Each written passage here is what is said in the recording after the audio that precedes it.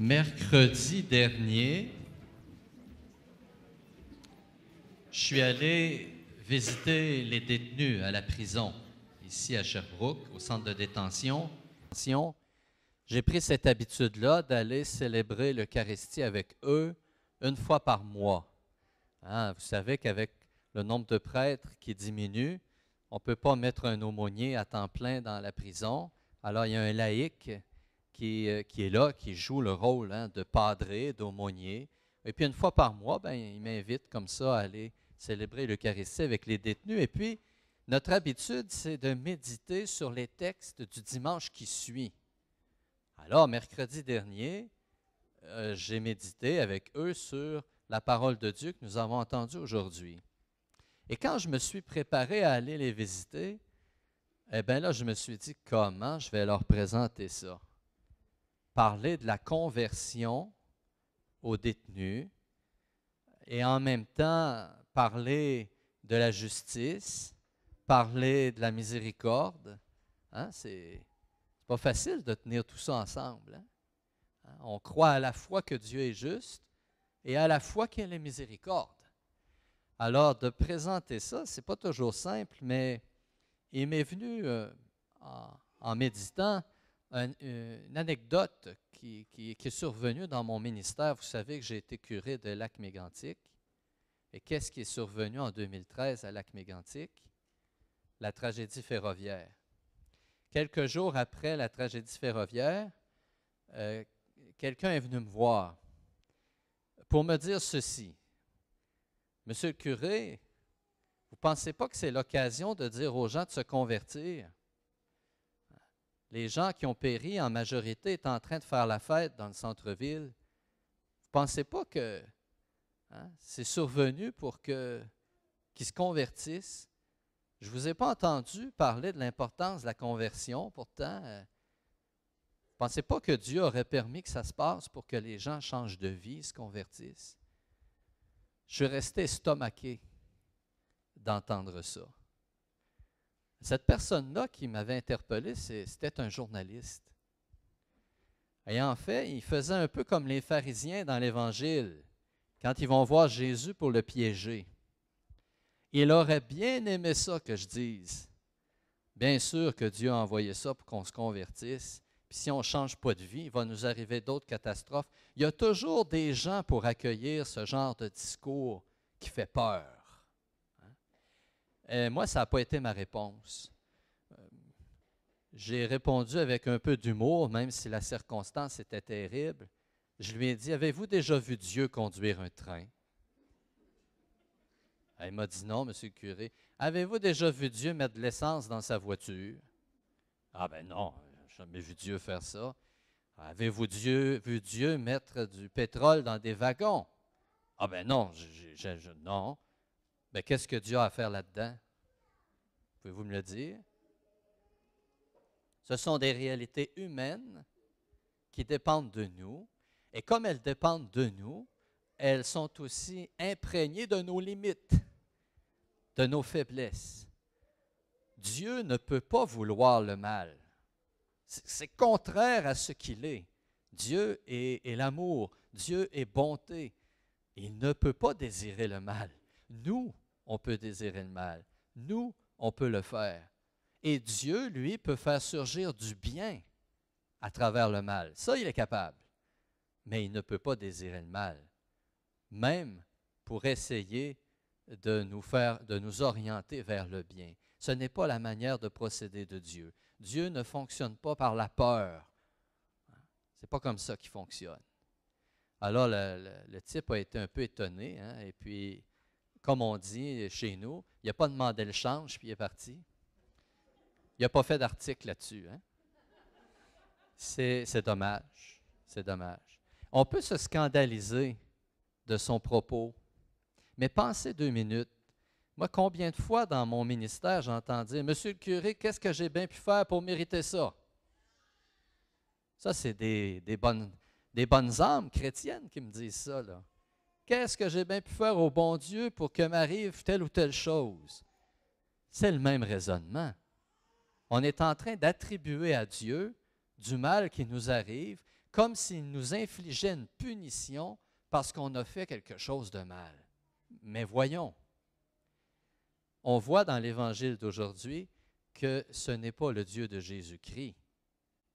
Cette conception punitive de Dieu qui rend justice en sévissant contre ceux qui font le mal, ce n'est pas la conception chrétienne de Dieu. Jésus se sert de deux exemples, on vient de le voir dans l'Évangile, pour dire que ce n'est pas la conception de Dieu. Deux catastrophes qui sont arrivées en son temps. D'abord, le massacre des Galiléens, qui ont été tués en offrant leur sacrifice, et la tour de Siloé qui s'est effondrée, on peut l'imaginer, sur les gens qui étaient à l'intérieur ou tout autour. Jésus dit, pensez-vous que ces gens qui ont péri étaient plus pécheurs que les autres? Qu'est-ce que répondent les gens? Ils ne répondent pas trop, hein?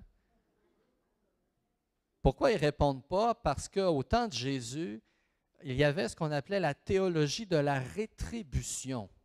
C'est-à-dire que quelqu'un qui était prospère, béni dans sa famille, hein, eh bien, ça, c'est quelqu'un qui avait fait le bien.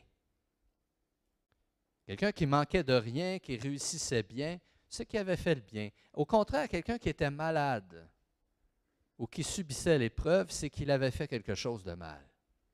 C'était ça, là, à l'époque de Jésus, la conception. Et Jésus arrive et il dit, mais voyons donc, comment pouvez-vous attribuer à un malade la responsabilité de son mal?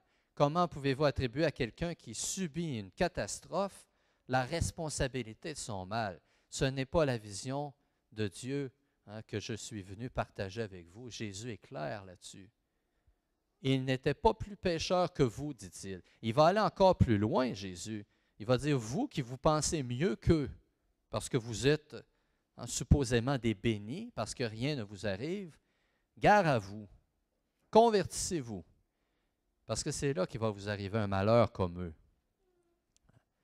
Et encore une fois, il ne faut pas prendre la parole de Jésus comme quelque chose de dur à notre égard. Ce que Jésus dit, c'est, il n'y a pas pire catastrophe que de se couper de Dieu. Il n'y a pas pire catastrophe que de se replier sur soi et de ne plus être en mesure de goûter l'amour de Dieu. Il n'y a pas pire catastrophe que de marcher seul dans la vie sans sentir la présence de Dieu à ses côtés, sans s'appuyer sur cette présence. C'est ça que Jésus est en train de dire.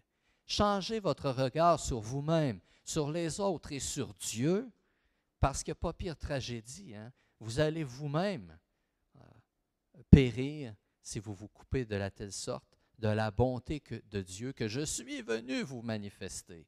D'ailleurs, Jésus s'appuie sur l'expérience de Moïse, sans doute aussi, on l'a vu. Hein? Qu'est-ce que Dieu dit à Moïse? J'ai vu les infidélités du peuple et je vais le frapper. Est-ce que c'est ça qu'il dit? Non, j'ai entendu les cris de mon peuple. J'ai vu sa misère et je vais le libérer. C'est ça le projet de Dieu. Le projet de Dieu, c'est qu'on soit debout, libre, en communion profonde avec lui. Et si les épreuves surgissent, ce n'est pas de son côté qu'elles viennent. Par contre, il nous rend capables de les affronter. Il nous donne la force de transformer ce qui est mal en occasion de faire le bien. Ça, on reconnaît son œuvre là-dedans. Mais associer Dieu au mal, c'est une grande faute. C'est mélanger le bien et le mal. Et c'est ce qui plaît à plusieurs dans notre monde, de créer cette confusion, d'engendrer la peur. Oh, la peur peut être un moteur de changement, hein? Mais est-ce qu'elle est un moteur de changement durable? Je ne crois pas. C'est la confiance qui est un moteur de changement durable. Et sur cette confiance en Dieu qu'il nous faut fonder notre conversion. On ne se convertit pas parce qu'on a peur de Dieu. On se convertit parce qu'on a goûté à son amour et qu'on veut y répondre de tout notre cœur. Et cet effort de conversion, vous savez comme moi qu'il n'est jamais réalisé une fois pour toutes.